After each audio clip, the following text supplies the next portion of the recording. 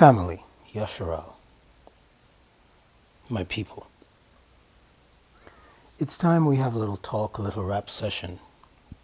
And that's what this is about. It's somewhat of a just free thinking, trying to express some things that are on my mind that I think is very important to talk about and to highlight. And I'm not sure if I'm able to really even put it all into this video because there's so much going on. But,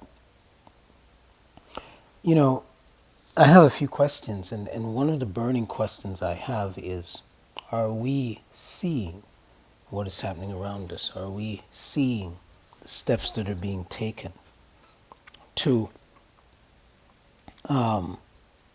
increase the war that has always been there, but has been now ratcheted up against us? Are we seeing it? Are we able to really comprehend what is happening?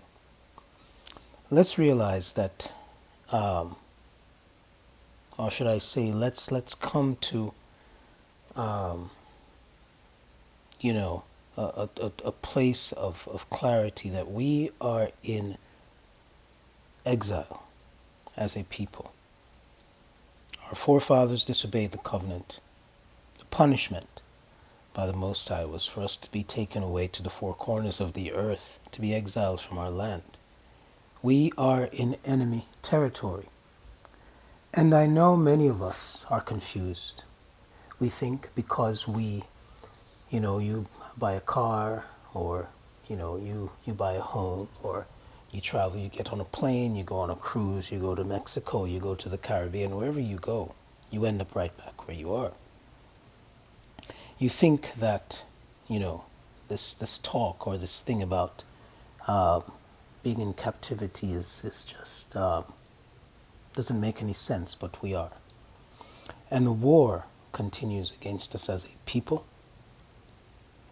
in the places where have been taken. But my real focus is really on the U.S., America, as many of us know it.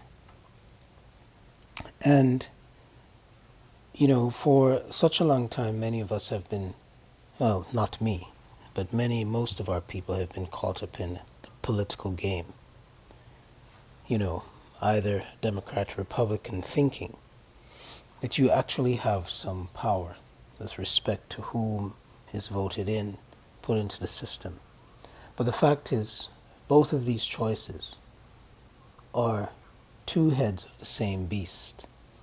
Good cop, bad cop, however you want to look at it.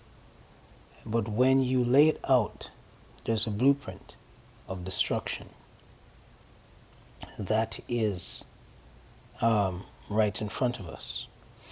And the smoke and mirrors that gets us to bite into the cheese from either side plays into, one, some of our basest desires as a people. Two, plays into the desires that we have as a people to feel relevant. And three, subjected to the religious game that is played with us on either side. And, our people are given these words such as inclusion and, whatever, all the things that are used to keep our minds distracted and not realizing that everything is a lie. Yasharal, family, we are under siege. And if you cannot see it, you don't want to see it. If you cannot see that the people that put you to fight in the boxing arena, the people that put you to knock each other over till you have no brain tissue left in the football arena, the people that have you running and jumping, the majority of whom sitting in those stands are enemies. The majority of everyone that's at the tailgate party or at the, whatever you want to call it, leading up to a big football game or an NBA game or a baseball game, whatever you want to call it, don't look like you. Why? Because the majority of our people live in poverty, just as the Most High spoke. We are the tail. But the majority of our people are the ones that represent and plays for all these teams for the enjoyment and the entertainment of the very people whose laws have been set in place to oppress. And so we have to really look at this and look at it very carefully. The truth is something that does not want to be heard. And, there's a so-called fight in the words that are key, these catchphrases that are used, whether it's woke or whatever the case may be, or, people are talking about, this is not going to be taught in schools, and black history is being removed from schools, and so on and so forth. The question I have is, what have our children been really taught in these institutions? Except lies and except practices that destroy us as a people, as a family, and lead them off into places wherein our entire family structures don't function. It's dysfunctional. It's unhealthy. We malign each other. We are our greatest enemies. But yet when the few times come that we coalesce around each other to support a situation, a young man, a young woman, i.e. the big thing in the news with the young lad who had to defend himself against these two bullies, these two, I refrain from using the term that I would like to use. We see that not even that is acceptable. And here lies the problem of how we must realize how we are seen. It has become so accepted that very few of our people scream against what is right in front of them. We need to awaken. We need to arise and awaken and realize that we must get ahead of the situation. We must turn back to the Most High. We must keep His statutes and His commandments that we can discern and see. Because if we don't get ahead of the problem and prepare ourselves to leave these places, then we are going to be destroyed. Not necessarily so even by the hand of the Most High of what is to come, but by them. And so, as everything begins to fall apart, the anger in them is becoming palpable. And it will and has been already directed at us, and it's only going to get worse. Why? Because all of this existence and all of this has been going on has been set mainly upon the fact that this system, the country of the U.S. has been, has been this exceptional place. And so, therefore, as it is all coming tumbling down, as the Most High Yahuwah wills it to, and they realize that they don't have the power to stop it, and they have no place to go, it is all going to spill over, and it's going to be nasty. So the question is, what are we? What are you going to do? Many of you have your children moving with these people as if, they are your friends. Until the time comes, as they say, for lack of a better term, that you are hit with what is called the nigger moment. Because it is going to come. And though it may seem ha-ha and hee-hee and hey buddy and what's up bro at this time, when things begin to ratchet up even more, it is going to be every man for himself, and they will not be for you.